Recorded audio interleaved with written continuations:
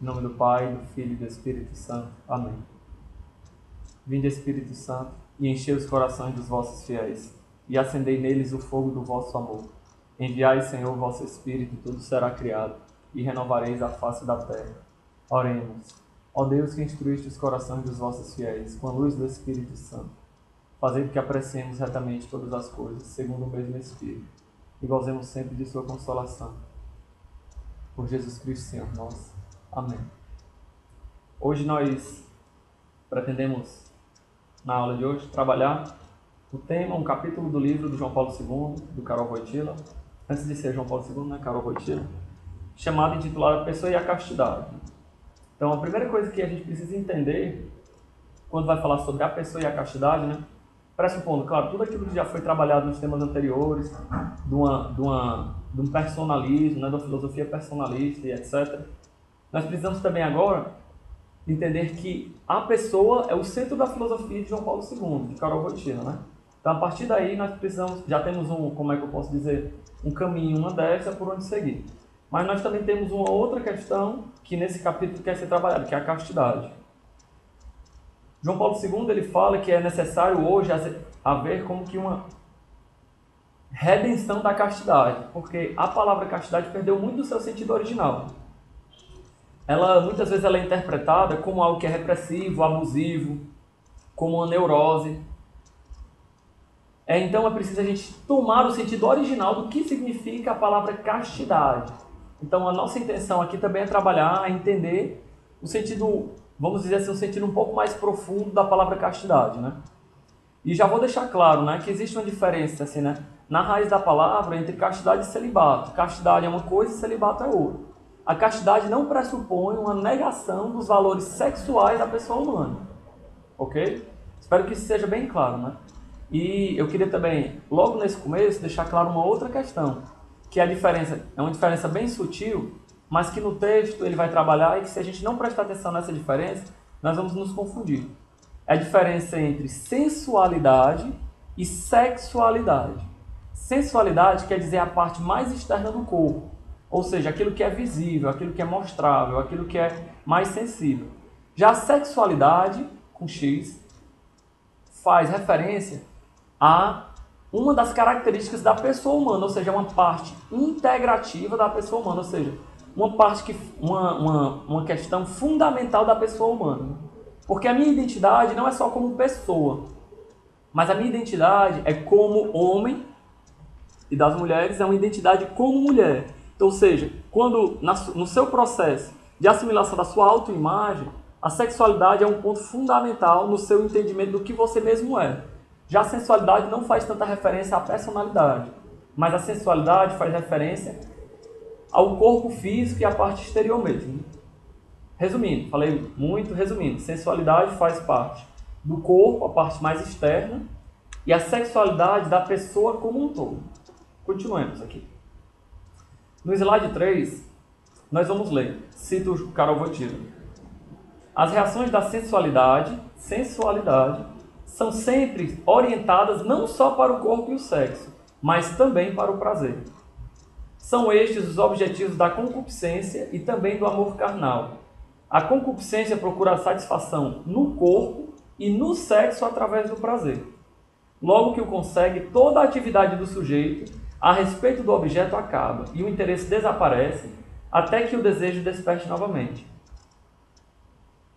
A sensualidade esgota-se na concupiscência. Vou continuar a leitura.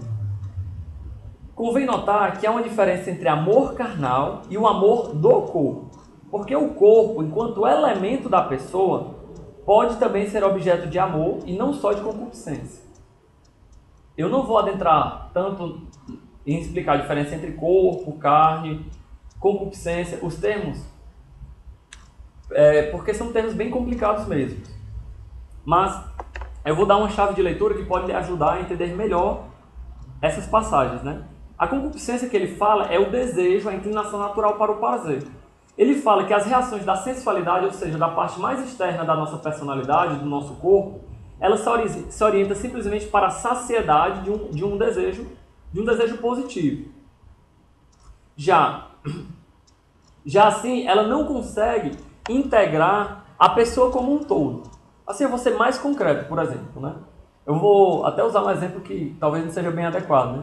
Mas, por exemplo, quem é casado, espero que saiba bem do que eu estou falando, né? Durante uma relação matrimonial, né? Uma relação conjugal, por exemplo, quando o homem tem o seu orgasmo, ele já não se porta, a tendência natural dele é não se portar mais com a mulher. Assim, e a recíproca é verdadeira. Por quê? Porque o prazer por si mesmo, ele se finda na saciedade. Ou seja, o prazer, o que ele quer mostrar aqui? Que o prazer ele não pode ser um padrão de comparação nas nossas relações. Porque na saciedade ele já não existe mais. Ou seja, é como ele mesmo cita, a sensualidade esgota-se na concupiscência. Ou seja, a sensualidade ela se esgota completamente no desejo saciado.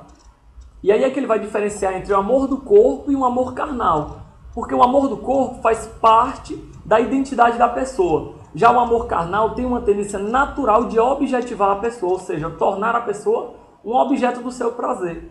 Então, se a medida dos nossos relacionamentos, né, é baseado numa lógica de prazer, né, e retomando aqui, não numa lógica do dom, numa das primeiras aulas que nós tivemos, nós temos a tendência natural. E mesmo que casados, mesmo que namorando, nós temos uma tendência de objetivar a pessoa como objeto do nosso prazer e não do nosso amor. João Paulo II mostra que o amor é a única forma de expressão de sentimento que pode deixar a pessoa continuar sendo uma pessoa, ou seja, que não objetiva uma pessoa, que não objetiva essa pessoa, né? Seguindo para o próximo slide. A sensualidade fornece a matéria para o amor, mas só a vontade produz. Ou seja, João Paulo II ele não está preocupado em negar a sensualidade.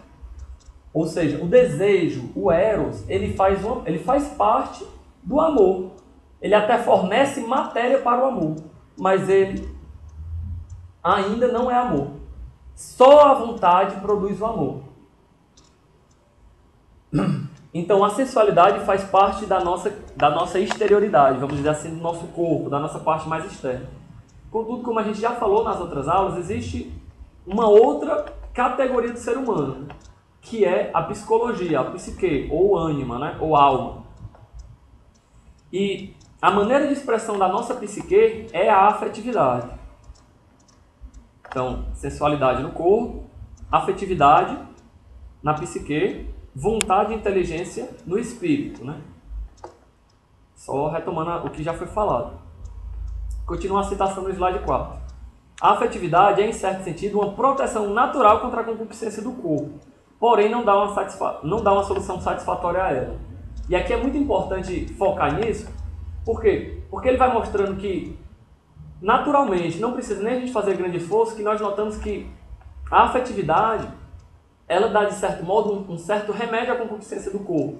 Ou seja, de eu amar a pessoa não só pelas qualidades físicas que ela tem, ou de saciedade que ela pode me dar, mas amar também por aquilo que a psicologia dela manifesta, ou seja, como ela olha o mundo, quais emoções que ela me induz e etc. Porém, as coisas que estão ainda no corpo e as coisas que estão ainda na psique não podem dar uma solução satisfatória. E aqui eu gostaria de deixar um adendo que é muito importante. Qual é? Por característica psicológica, o homem ele é muito mais ligado à corporeidade. A mulher, do contrário, é muito mais ligada à psicologia, ao psique, ao afeto mesmo. Então é por isso que se fala, né, que a mulher é naturalmente mais casta. Mas isso não tem nada a ver com a castidade enquanto virtude. Mas é porque exatamente a mulher se preocupa muito mais com os fatores psicológicos e o homem muito mais com os fatores corporais. Contudo, nem o corpo, nem a corporeidade pode dar uma resposta satisfatória para o amor. E nem a psicologia pode dar uma resposta satisfatória para o amor. Porque ambos, em suma, acabam caindo no valor da pessoa humana. Porque o homem, enquanto valoriza a corporeidade, ele desconecta essa corporeidade do valor total da pessoa humana. Entendeu?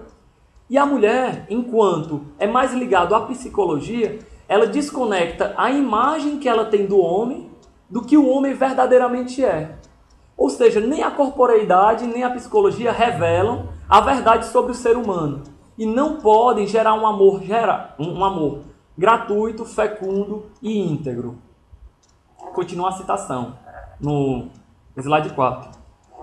O que a afetividade presta ao homem e à mulher é ainda só o material para o amor. Ou seja, o que eu sinto, o que eu penso sobre a pessoa, isso é importante e conta na ordem do amor. Mas ela é só um material, ou seja, ela precisa ser trabalhada. Só poderemos encontrar uma proteção eficaz contra a concupiscência do corpo num profundo realismo da virtude. Da virtude. Qual virtude? A da castidade, precisamente. Ou seja, a castidade ela é uma proteção contra essa valoração parcial da pessoa humana. Seja ela uma valoração parcial da corporeidade ou uma valoração parcial da psicologia. Isso é muito belo, né? Porque uma educação, a castidade ela não está só ligada a uma questão da corporeidade. Ou seja, eu sou casto, por exemplo, porque eu não tenho relações com ninguém. A castidade não está ligada só à corporeidade, por exemplo. Eu sou casto simplesmente porque eu não tenho relação com ninguém. Ela faz referência a toda a pessoa humana, ou seja, em todos os seus níveis, corpo, alma, psique e espírito. Sigamos para o slide 5.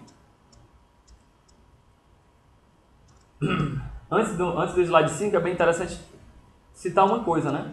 Porque, em suma, aquilo que não é vivido na castidade, ou seja, aquilo que é manifestado o valor só na corporeidade e na psicologia, o que está por detrás disso é um profundo amor próprio, que não conhece o que é o amor. É o que ele chama no texto de subjetivismo. Porque eu não estou ligado ao que a pessoa é, mas o prazer, a sensação que ela me dá, no caso do homem, especialmente. E a mulher não está ligada no que o homem é, mas da imagem que ela mesma tem do homem. Ou seja, ambos estão arraigados no profundo egoísmo e subjetivismo. No slide 5. O subjetivismo, pelo contrário, é uma deformação da essência do amor, que consiste numa hipertrofia do elemento subjetivo, que absorve parcial ou totalmente o valor objetivo do amor. Ora, o sentimento desvia, por assim dizer, o nosso olhar da verdade, desvia dos elementos objetivos da atividade, do objeto da ação e do próprio ato, e dirige-o para os elementos subjetivos, para o que foi vivido por nós. E isto é verdadeiro, isto é, autêntico só na medida em que é impregnado de verdadeiro sentimento. Cara, isso daqui é muito do que nós vivemos hoje. Nós queremos justificar, por exemplo, as nossas atitudes baseadas no que nós sentimos. E isso está especialmente conectado com a realidade de um namoro. Mas se nós nos amamos, entre aspas, ou seja, se eu tenho um filho, um sentimento muito forte por aquela pessoa, qual o problema de eu ter relações com ela? Ou seja, no fundo disso daí, existe uma tentativa de justificar os seus sentimentos, ou as suas ações baseadas só nos seus sentimentos. E como fala na própria citação, Karol Wojtyla, o sentimento desvia o nosso olhar da verdade. Porque o sentimento, o único padrão de comparação do sentimento é aquilo que eu sinto, aquilo que eu acho. Ou seja, não existe um caráter objetivo de análise do sentimento. E é por isso que nós precisamos tomar bastante cuidado com o sentimento. Não que o sentimento seja uma coisa negativa, mas que ele não serve como um padrão de justificação das nossas ações. Assim como, por exemplo, imagina uma pessoa chegando no tribunal, não, eu matei fulano de tal porque eu estava com raiva dele, eu não mereço ser preso, eu estava com raiva dele. Não. O sentimento ele nunca é um padrão de comparação. Não, eu pesquei na prova porque eu estava com medo de reprovar. Vocês entendem como existe uma desconexão de uma justificação aí? Sigamos para o slide 6. O subjetivismo dos valores equivale, todavia, a uma orientação só para o prazer. E eu complemento, não para a pessoa humana. Este torna o objetivo, ao passo que todo o resto, a pessoa, o seu corpo, a sua feminilidade ou masculinidade, não são senão um meio. Ou seja, em suma, uma vivência fora da castidade, ela produz no homem uma objetivação da outra pessoa e uma supervaloração do que você mesmo acha sobre a realidade. Não, se uma relação não for vivida na castidade, ou seja, uma relação que é vivida levando em conta o valor da pessoa humana, um valor concreto, objetivo, real, não haverá reciprocidade. Vai haver, de determinada forma, um bilateralismo. Ou seja, são duas pessoas que não se amam, mas que sentem prazer mutuamente. e só continuam se relacionando porque sentem prazer mutuamente. Ou seja, a base, o padrão de comparação, a lógica que essa pessoa está se enveredando não é de uma preocupação real, excessiva, concreta com a outra pessoa, mas só à medida em que esse prazer pode me beneficiar. E é claro, esse prazer às vezes não, né? Parece sempre beneficiar também o outro. Mas isso não quebra esse muro de separação que existe entre um e outro. Ou seja, isso não produz uma relação que nós chamamos de intersubjetiva, ou seja, entre dois sujeitos. São relações objetivais, ou seja, que eu objetivo o outro, mas bilaterais, porque eu objetivo o outro e o outro me objetiva. Ou seja, nunca leva em conta a totalidade das pessoas ali envolvidas. Ela não admite um amor, ela só admite o cálculo de quanto mais prazer que vai ser ali aproveitado. Ah, o que mais importa então é o prazer ou a pessoa? É a realidade da pessoa. O que mais importa? Contudo, quando a gente vai somando todas essas coisas, e eu espero ter deixado isso em todas as aulas, não existe aqui uma negação ou uma demonização do prazer, de modo algum, porque o prazer não é mal. Mas o problema é que muitas vezes o mal moral, ele acaba se escondendo atrás do prazer. Porque, por exemplo, se um casal vive a castidade, um casal casado, né? Claro, vive a castidade, tem na sua relação e tem prazer naquilo ali, não tem problema. Não tem problema por quê? Porque eu não estou ali com o perigo de considerar a pessoa como objeto do meu prazer, porque eu já dediquei minha vida toda a ela. Então o prazer não é mal. O ruim é quando o prazer acaba servindo para esconder o valor da pessoa humana como um todo. E eu acabo desconsiderando as outras áreas da vida dela. E é interessante, assim, até dialeticamente, existe um descompasso, né, entre aquilo que se segue. Porque, por exemplo, quando um casal diz, não, eu sinto um namorado, né, assim, tem um sentimento muito forte por ela, qual é o problema nós termos relações, né? Em suma, o que ele está querendo dizer é o seguinte: eu te entrego todo o meu corpo. Eu te entrego todo o meu corpo. Mas no casamento existe algo de mais profundo aí. Eu te entrego todo o meu corpo, toda a minha psique e todo o meu espírito. Seremos uma só carne, seremos um só. Ou seja, é como nós desconsiderarmos o valor integral da pessoa humana quando consideramos uma entrega só do corpo. Sigamos adiante. E isso é muito belo, preste bem atenção. O corpo é o objeto da luta. Em razão dos seus valores sexuais, desperta o desejo do prazer, ao passo que deveria fazer nascer o amor em razão do valor da pessoa. A concupiscência do corpo representa uma disposição permanente só para o prazer, enquanto o dever do homem é o de amar. Por isso, é preciso enunciar com uma certa reserva a opinião por nós formulada no discurso desta análise do amor, isto é, que a sensualidade e a afetividade fornecem matéria ao amor. Isto é verdade na medida em que as suas reações não sejam absorvidas pelo desejo carnal, mas pelo verdadeiro amor da pessoa. Aqui a distinção entre o amor do corpo e o amor carnal. Vou continuar, eu acho que o slide foi bem autoexplicativo, né? Vou continuar a leitura do 8º slide. Contudo, essa inclinação natural, entre aspas, fruto do pecado original só para o prazer, ao invés da pessoa, não é ainda pecado, pois move-se ao lado ou fora da vontade. Ou seja, eu me inclino naturalmente só para o prazer. Isso é natural, meu amigo. Isso é natural. Você quer estudar? Você deita numa cama e vai ler um livro? Você vai dormir, meu pai. Não tem, é natural. Não que isso seja errado. Mas por quê? Porque vai depender da disposição da minha vontade. Porque, por exemplo, se eu sei que eu vou me deitar para estudar e preciso estudar, e eu vou dormir, o que é que eu faço? Eu não me deito. Então, essa inclinação natural, ela ainda não é um pecado, ou seja, não é um mal moral, não é um erro. Conquanto que eu saiba trabalhar com ela dentro de mim. Precisa-se ainda da atitude passiva de consentimento. Eu olho uma mulher bonita, me atraio, olho uma mulher de biquíni, me atraio. Mas o consentimento o assentimento da vontade, né? O consentimento de pecar ou de considerar aquela pessoa só como objeto do meu prazer é um outro nível. Eu olhar e me atrair é uma coisa, mas eu considerar aquela pessoa só como objeto do meu prazer é outra coisa. São duas coisas distintas. Ninguém pode exigir de si mesmo que as reações da sensualidade não se manifestem nele. Ou seja, é natural, é uma coisa espontânea. Isto é importante na prática da virtude da continência. Não querer é diferente de não sentir, não experimentar. Isso é muito profundo, né? Quando você procura viver uma vida de castidade, uma vida coerente, né? Uma vida bem traçada, isso não quer dizer que, por exemplo, você não vai sentir atrações, de que você não vai ter pensamentos, mas a diferença é que você não vai querer consentir com aquilo. E às vezes até mesmo, você pode até cair. E isso acontece conosco. Mas essa queda não vai ser a resposta última na tua vida. Por quê?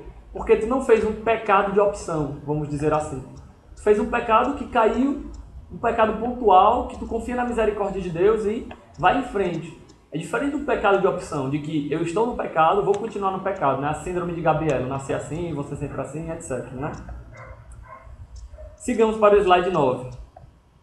O perigo particular do amor culpado, ou seja, desse amor que não leva em consideração o valor da pessoa humana integral, reside numa ficção, ou seja, numa quebra,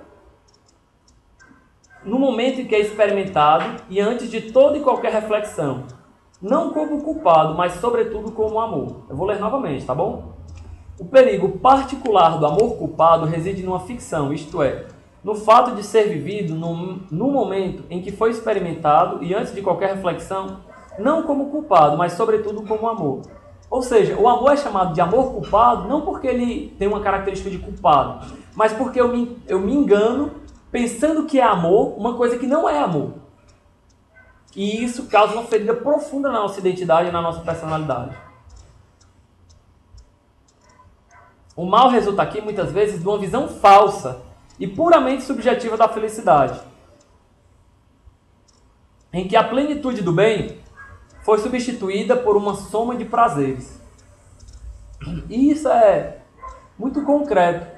Já não se tem mais em consideração o bem real das pessoas, mas uma soma de prazeres, independente das feridas que isso vai causando nas pessoas. Porque nós notamos que isso causa uma ferida, um vazio, um profundo desespero existencial mesmo na pessoa quando existe esse amor culpado, certo? Então, quando a soma dos prazeres, ou seja, porque, claro, existe uma soma de prazer muito concreta, real ali, um sentimento muito bem assentado, mas isso não pode substituir a plenitude do bem.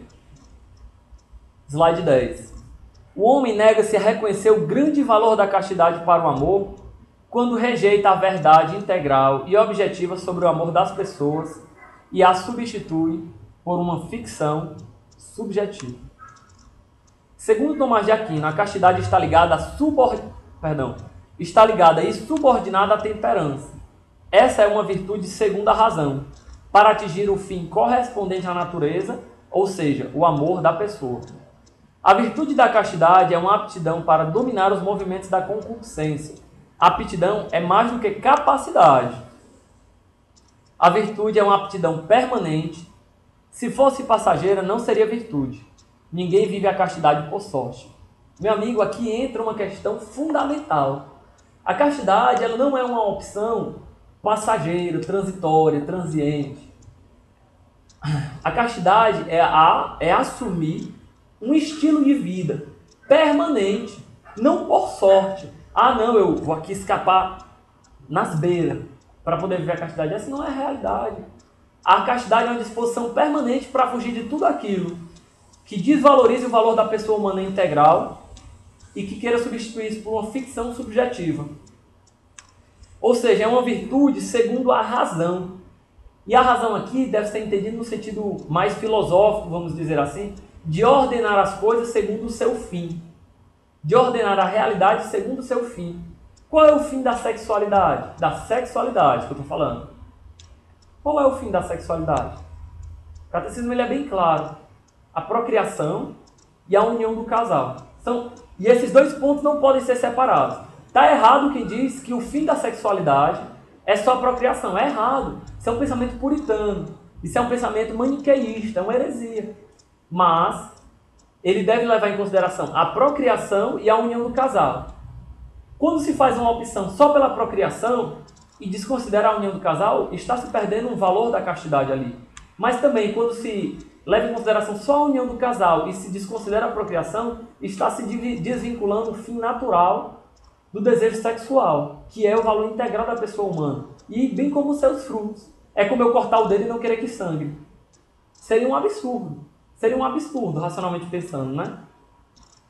Ainda que, no futuro, sei lá, consigam inventar um mecanismo que eu consiga cortar o dedo sem que sangre, isso não justifica uma atitude incoerente, né?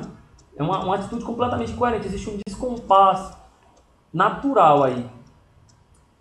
Então a castidade, retomando, é uma virtude permanente, é uma aptidão. E uma aptidão é muito mais do que uma capacidade. Porque ser capaz todos nós temos, mas a aptidão é uma capacidade colocada em prática. Ou seja, é uma disposição constante. E isso é preciso ter claro. Capacidade todos temos para viver a castidade. Uns com mais facilidade, outros não, dependendo da educação, claro. Todos esses fatores devem ser considerados. Mas a castidade, ela não é algo só de sobrenatural, que depende da graça de Deus. Olhemos, por exemplo, para tantos filósofos, para tantos cientistas que dedicaram uma vida de castidade pela ciência. Isso é real, isso é concreto. A mulher de Einstein mesmo reclamava muitas vezes de Einstein substituir ela pela ciência. Essa disposição da castidade, ela não é só uma virtude sobrenatural. Mas é uma virtude que perpassa pela nossa natureza, que depende do nosso assentimento, do nosso esforço de vontade. Slide 11. Isso não leva a um puritanismo. Olhe bem o que eu já falei. Essa constância só se alcança por uma conversão, entre parênteses, graça de Deus, dos valores adquiridos durante toda a vida. É uma constante educação para o amor e, em alguns casos, há uma reestruturação ao amor. Eu vou ler novamente, não vou explicar, é autossuficiente. E isso não nos leva a um puritanismo. Essa constância só se alcança com uma conversão dos valores adquiridos durante toda a vida. É uma constante educação para o amor. E, em alguns casos, uma restauração ao amor. A castidade só tem sentido no amor. Exclamação. Bem forte, né? Tem como missão livrar o homem da lógica do prazer e, assim, todos os tipos de subjetivismo e egoísmo que ela esconde. A castidade é a transparência da interioridade. Olha que profundo. O qual o amor não é amor e não pode ser até que o desejo de gozar não esteja subordinado à disposição para amar em todas as circunstâncias. E não pode ser até que o desejo de gozar não esteja subordinado à disposição para amar em todas as circunstâncias. Isso é uma justificativa real, concreta do casamento. O casamento não é só um meio social, uma construção da sociedade, ou uma ordenação, uma disciplinação dos prazeres, como tentam colocar alguns pós-modernos, e citou aqui Foucault, Deleuze, Guattari. Então, o casamento não é só isso. O casamento está para além disso. O casamento está uma maneira de vincular a pessoa em toda a sua totalidade, de uma maneira comprometida, desinteressada, integral. E além disso, claro, e nisso assume o valor também do gozar, que faz parte da natureza humana. O sentir prazer também faz parte da natureza humana. Contudo, esse prazer não pode ser desvinculado de um amor integral. E esse é o problema quando uma relação é vivida, não é vivida na castidade. Porque se desvincula o valor da pessoa do valor do prazer. Sigamos adiante. Há um lado positivo. Tu amarás. E um negativo. Não buscarás só o prazer. Não se trata de destruir os valores do corpo e do sexo na consciência. Não mesmo. Repelindo a sua experiência para o subconsciente. Mas de realizar uma integração duradoura e permanente. Os valores do corpo e do sexo devem ser inseparáveis do valor da pessoa humana. Slide 13. E aqui nós chegamos num ponto bem interessante. Existe uma diferença psicológica entre o homem e a mulher na maneira de perceber-se da realidade, de aperceber-se da realidade. A mulher naturalmente é mais afetiva, como eu já expliquei, e menos sensual, menos ligada ao corpo. E o homem é muito mais sensual e menos afetivo. Nós notamos isso claramente. Quem tem namorado, quem tem amigos e amigos, nota isso claramente, vou nem explicar. Por isso, diz que a mulher é naturalmente mais casta que o homem. Contudo, isso não tem nada a ver com a virtude da castidade. A vivência da castidade não é só uma vivência exterior ou uma negação. Sigamos adiante. 14. Considerar o pudor como uma visão simplesmente negativa, vergonha, certamente seria muita ingenuidade. É antes guardar aquilo que deve permanecer oculto por sua finalidade e essência. Então, nessa dimensão da diferença psicológica entre o homem e a mulher, que eu já explanei um pouco, que a mulher é muito mais ligada ao afeto, à psicologia, o homem é muito mais ligado à sensualidade, ao corpo. Isso não quer dizer que a mulher seja mais casta do que o homem, não. Quer dizer que a mulher sente em si uma inclinação psicológica muito mais forte, o homem sente uma inclinação sexual muito mais forte. Analisemos isso fenomenologicamente, vamos lá, no ato mesmo. Como é que o homem se excita? É uma coisa muito mais exterior do homem. É uma coisa muito exterior. Existe uma manifestação fisiológica ali muito clara, muito evidente, que envolve não só a ereção, mas envolve mudança de batimento cardíaco, várias coisas.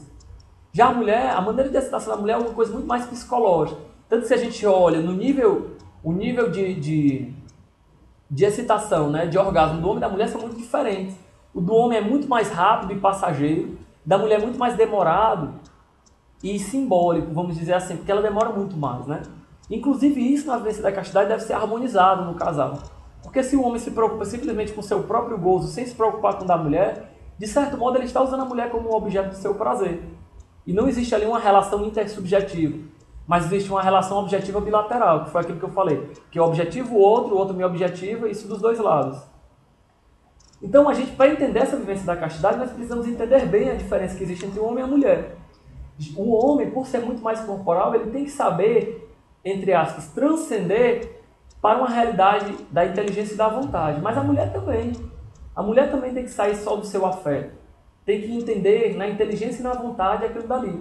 Porque, de certo modo, assim como o homem peca contra a castidade, em considerar uma mulher como objeto do seu prazer, uma mulher peca contra a castidade quando ela não se preocupa sobre a verdade do homem ali, mas está considerando simplesmente a imagem que ela própria tem do homem. E isso tem que ser considerado até mesmo no pudor. Eu vou continuar a leitura e depois vou falar um pouco sobre o pudor. A essência do pudor é mais do que temor e não pode perceber-se senão caindo bem na conta daquela verdade a qual já nos referimos. Isto é, que a pessoa possui uma interioridade que pertence só a ela. Ou seja, o pudor ele não é só uma questão de vestir saias ou roupas longas, mas de considerar a pessoa no seu valor integral, naquela interioridade que só a ela pertence. Como vamos verificar, o pudor não se identifica de maneira tão simples com o uso de vestidos, nem a falta de pudor com a nudez parcial ou integral. Preste bem atenção. Continuarei.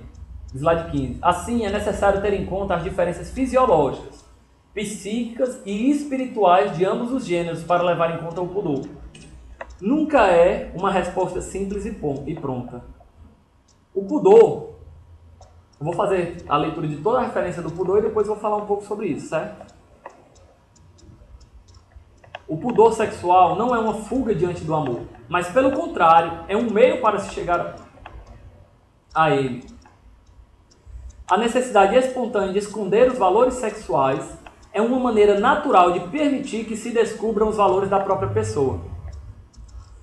O pudor não revela o valor da pessoa de modo abstrato, pelo contrário, põe-no em evidência de modo vivo e concreto ligados aos valores do sexo. Ou seja, o pudor, a vivência do pudor não é o escondimento do sexo, mas é uma valorização da pessoa mesmo nos valores sexuais. Que belo!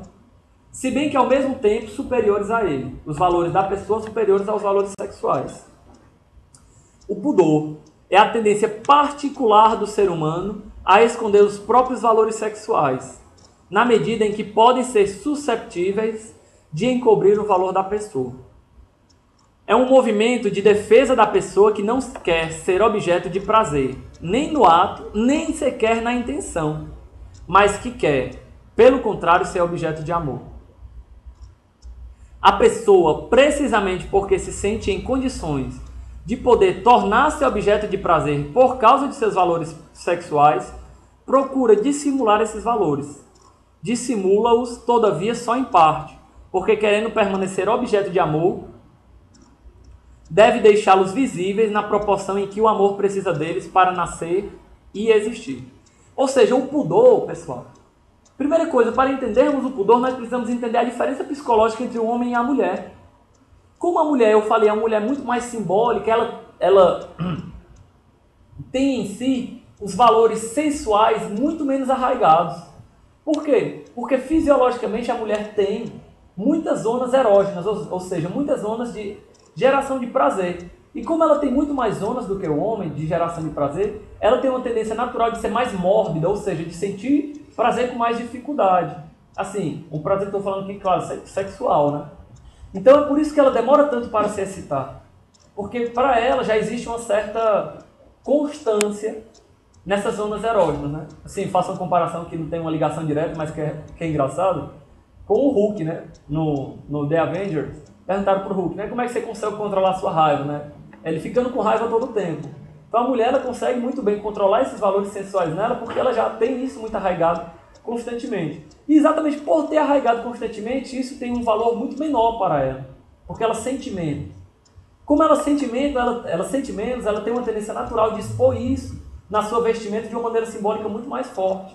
É por isso que se fala que muitas vezes as mulheres se vestem mostrando suas características sensuais, por exemplo, como seu decote, suas pernas, etc. Mas ela muitas vezes não faz isso por maldade. Sério, isso mesmo, as mulheres às vezes fazem isso na inocência, né? Mas para considerar o valor do pudor, a mulher precisa considerar que o homem tem uma diferença psicológica da mulher. Do mesmo modo, o homem tem que entender que no seu modo de tocar, no seu modo de se relacionar, no seu modo de falar, as palavras que ele usa também precisam ser púdicas no relacionamento com as mulheres. Tanto que para o homem isso, assim, né, se eu, por exemplo, estivesse aqui de bermuda e você fosse mulher e estivesse assistindo, certamente você não ia ficar olhando tanto para minhas pernas, né? Sim, não tem tanto atrativo assim.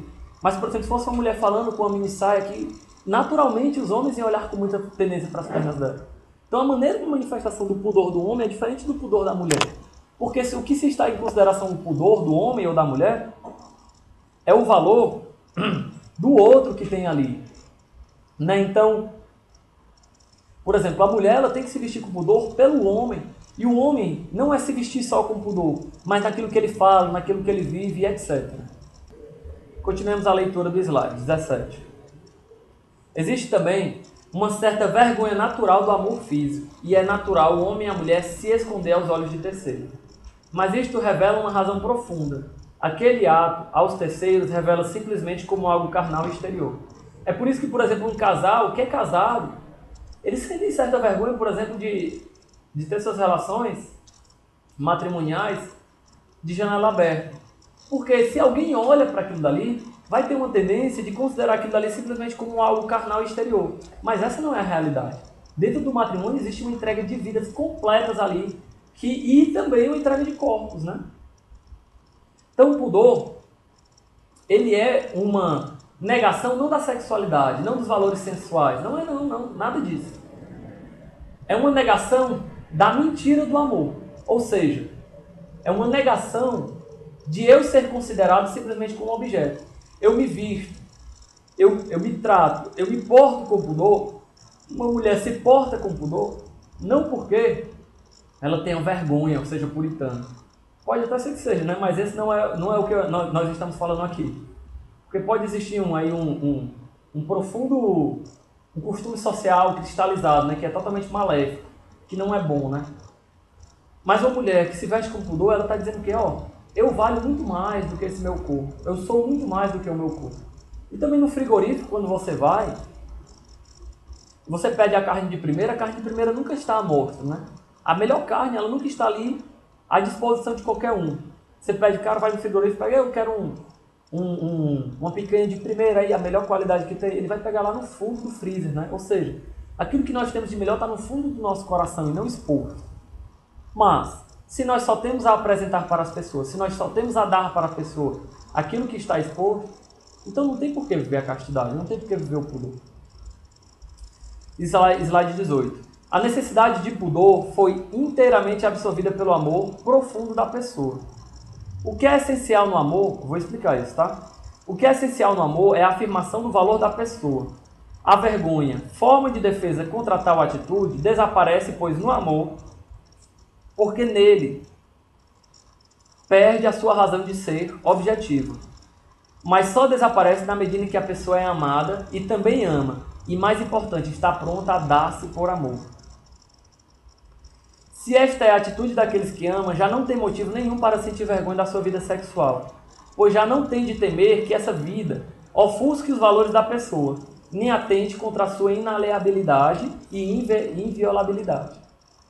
Cara, essa vergonha natural que é colocada pelo pudor, ela é absorvida naturalmente na ordem do amor. É por isso que um casal, claro que nas primeiras vezes que eles se encontram e têm suas primeiras relações, existe uma tendência natural de vergonha, você está me entendendo? Até mesmo às vezes até de fuga, né? Mas quando o homem e a mulher vão entendendo que eles estão ali e não estão só simplesmente numa entrega dos seus corpos, essa vergonha vai sendo absorvida na ordem do amor. Porque o pudor, ele não é, já falei isso várias vezes, vou repetir, ele não é uma negação da sexualidade. Ele é uma negação de ser considerado simplesmente como um objeto do prazer. Quando ele é considerado todo inteiramente como amor. E quando o amor ele é considerado em questão, e que a pessoa é integrada dentro da sua prática de amor, esse medo, essa vergonha, isso daí vai se esvaindo, vai sendo absorvido na ordem do amor. Isso nós podemos notar concretamente nos casamentos, não é? Sigamos. Slide 19. Ainda que hoje haja uma relatividade nesses valores, isso não prova de modo algum que o impudor em si seja relativo, nem que não haja em nós elementos e comportamentos que revelem isso, ainda que se manifestem de maneira diversa. O verdadeiro pudor dos atos de amor nunca se identifica com o amor falso, mas é em si uma sã reação contra toda atitude que pretende reduzir a pessoa à categoria de um objeto de prazer. Slide 20. O princípio é simples e evidente, mas a sua aplicação concreta depende dos indivíduos, dos ambientes e da sociedade. Ou seja, o pudor ele existe, ele é real, ele é concreto, mas a sua aplicação ela depende dos indivíduos, do ambiente e da sociedade. O vestuário ele é sempre um problema social. É, portanto, uma função dos costumes, sãos ou malsãos. Simplesmente é preciso sublinhar que a consideração da natureza estética, embora aqui possam parecer decisivas, não são as únicas a ter em conta nem o podem ser. Ao lado delas, existem considerações de natureza moral. Ou seja, quando uma pessoa vai se vestir, é claro que ela deve levar em consideração a moda, as considerações de valores estéticos, a beleza, tudo isso é fundamental, né? E Deus me livre termos nós cristãos, né, que são alienados, que se vestem mal, que ofuscam, até mesmo o valor da pessoa está ali ofuscado. Até mesmo o valor da pessoa humana está ali ofuscado. E esse não é a tendência de João Paulo II. Lembremos também que João Paulo II, Karol Wojtyla, ele era ator, né, de teatro. Então, certamente teve certas experiências, por exemplo, com nudez artísticas e outros tipos de convivências que nós sabemos que no meio artístico é bem comum. Então, ele deixa bem claro que essas considerações, o que deve ser levado em consideração não é só as funções estéticas, mas também os valores morais que estão ali arraigados. E como ele mesmo já citou, o pudor não está relacionado só e simplesmente com os valores da nudez ou não nudez. Está além disso. Está no valor da pessoa humana. O corpo é uma parte autêntica da verdade sobre o homem. Ou seja, o corpo é uma parte autêntica da verdade sobre o ser humano. Como os elementos sensuais e sexuais são uma parte do amor humano. Mas não é justo que essa parte oculte o conjunto. E é precisamente isso que muitas vezes sucede na arte. Precisamente isso que sucede na arte. Quando se considera a pessoa simplesmente como um objeto a ser exposto, um objeto a ser admirado, não se considera o valor da pessoa ali exposto. Vamos adiante. Slide 21. O domínio da concupiscência do corpo tem por fim não só a perfeição da pessoa que o pratica, mas também a realização do amor no mundo das pessoas. A moderação não é mediocridade. A castidade, só fazendo a leitura, né? A castidade não é a depreciação do corpo e do sexo, por isso não é repelir as reações sexuais para o subconsciente. Afinal, a continência não é um fim em si mesmo. A continência não é um fim em si mesmo. Mas a continência, que é a vivência da castidade na solteirice, tem um fim numa relação concreta, real, entre duas pessoas no futuro próximo. Uma educação para o amor, que é doação integral de um para o outro, para o amor. A continência, que é a vivência da castidade na solteirice, é uma educação para o amor. E a castidade precisa ser vivida na solteirice, no casamento, na solteirice, no celibato, na solteirice e numa relação familiar, na solteirice e na amizade. Em todas as relações, nas relações de trabalho, nas relações de parcerias e etc. Slide 22. O valor da pessoa deve assumir seguidamente a direção do que sucede no homem. A continência deixa então de ser cega. Assim se supera a etapa do domínio de si e do entrincheiramento para permitir à consciência e à vontade que se abra a um valor que é ao mesmo tempo verdadeiro e superior. Ou seja, a continência ela não é uma vivência cega, mas ela é uma educação de um valor verdadeiro e superior. Por isso, a objetivação dos valores está estritamente ligada à sublimação. Sublimação o que é? É converter suas energias de um polo para o outro. É converter suas energias, por exemplo, sexuais, para as outras áreas da vida e especialmente para o amor.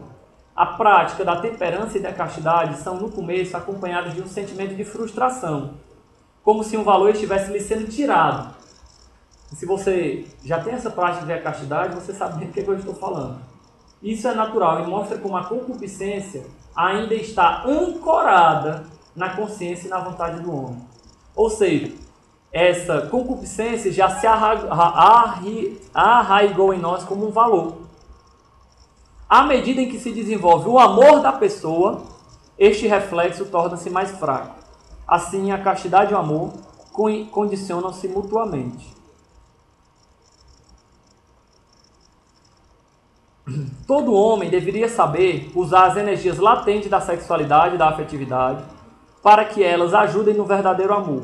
Transformar os inimigos em aliados é certamente uma das características essenciais da virtude da castidade e da continência. Então, um dos modos que ele mostra isso é a vivência concreta da ternura. Ou seja, numa relação de amizade, numa relação de namoro, não ficar preocupado ali tanto nos valores sexuais ou sensuais envolvidos ali, né? Mas também a ternura, o carinho, o afeto. Isso é uma das maneiras de conseguirmos sublimar os nossos valores sexuais. Ainda que ela não possa ser a resposta final, porque isso deve ser arraigado numa virtude. Uma virtude da vontade e da inteligência. Isso aqui já foi falado, só retomando. A ternura, slide 24, pelo contrário, brota da afetividade, no caso que nos interessa, dessa reação perante o ser humano de sexo diferente que a caracteriza. Não exprime a concupiscência, mas antes a benevolência e a abnegação. A afetividade está orientada para o homem, não para o corpo e o sexo. Não se trata para ela de gozar, mas de sentir-se perto. A ternura pode ser completamente desinteressada, sobretudo quando põe em evidência a atenção dirigida à pessoa e à sua situação interior. Em uma observação, claro que uma ternura é muito mais natural para o homem ter ternura para com a mulher. Mas numa ordem de amor sincero e verdadeiro, um amor doado, essa ternura deve se manifestar até pessoas entre o mesmo sexo. Numa gratuidade, numa doação pelo outro, numa atenção especial, especialmente daqueles que mais precisam de nós. E aqui eu queria colocar assim em evidência, numa vivência concreta da castidade, o amor real e concreto pelos pobres e aqueles que mais necessitam. Como uma maneira de direcionar as nossas energias, o nosso ser, a nossa paixão, tudo, para aquele que mais necessita. E aí nós vamos viver um amor concreto. Por quê? Porque é um amor desinteressado, que não vamos receber nada em troca. Vocês conseguem ver que a castidade é muito mais do que não praticar sexo, do que não se masturbar. Está além disso, está no amor à pessoa humana. Por isso, continuo lendo, o verdadeiro amor humano deve reunir em si dois elementos, a ternura e uma certa firmeza uma constância. De modo algum é ter um amor frio, mas o afeto traz um calor positivo no relacionamento, um calor que não gera ressentimento. A ternura é a arte de sentir o homem todo inteiro. Sentir entre aspas, assim, a maneira de você captar aquele homem todo inteiro. Todos os movimentos de sua alma, mesmo os mais ocultos, pensando sempre o seu verdadeiro bem. Quantas vezes já nós tivemos essa experiência com os nossos amigos, de saber entender o que ele está passando, né? Porque a nossa ternura, o nosso afeto, nós vamos, os nossos amigos e nossos amigos, os nossos namorados, os nossos cônjuges e etc. Porque na ternura, nesse sentimento de ternura, nesse afeto, nessa integração da pessoa humana completa, nós vamos sentindo todas as áreas do valor dela, todos os valores relacionados àquela pessoa, não só os valores corporais. Não considero só a pessoa como um corpo, mas como um corpo, uma psicologia e um espírito. Não pode haver uma verdadeira ternura sem verdadeira continência, a qual tem a sua origem na vontade. Vontade, categoria do espírito. Sempre pronta a amar e a triunfar da atitude de prazer, que a sensualidade e a concupiscência procuram impor. Ou seja, eu, Deusimar, se eu não procuro viver uma continência, se eu não procuro me conter, controlar os meus desejos desordenados, eu nunca vou ter uma ternura verdadeira. Porque, por exemplo, quando eu vou ali conversar com aquela menina, eu vou estar mais preocupado em, como é que eu posso falar? Em tentar seduzir ela e etc, né? Então, eu nunca vou, se eu não tiver uma prática da continência, uma vivência da virtude da castidade, entender o valor completo dela. E eu vou além, por exemplo, se eu vou conversar com um homem e não procuro viver a castidade, eu vou começar a julgar ele pelos valores externos que ele tem. Vou começar a julgar ele pelos bens que ele pode me proporcionar, pelas coisas boas que ele pode me proporcionar, e não pelo valor que existe nele. Então, diante daquilo tudo que foi falado hoje, né, chegamos ao final, eu queria fazer assim, um conselho, na verdade, né, que tu pudesses e reler isso daqui, né? Porque eu não sei se você notou que existem muitos termos que são parecidos, difíceis e etc. Eu lhe aconselharia a reler, né? Claro que esse curso ele não deve encerrar o assunto, não. Eu lhe aconselharia a adquirir o livro, né? Procurar, se informar e ler ele na íntegra, né? Isso daqui é mais uma motivação, né? Um aprofundamento. Uma motivação que não é superficial, mas um aprofundamento, né? Então eu lhe aconselharia a fazer uma leitura dos slides, até mais porque os slides, quase em sua totalidade, são só citações do livro, né? Então, espero que isso lhe ajude. Vamos terminar com a oração. Peçamos ao Senhor a graça de transformar-nos a partir de dentro, graça de converter as estruturas mais íntimas do nosso ser e converter todas as nossas potências na direção do amor.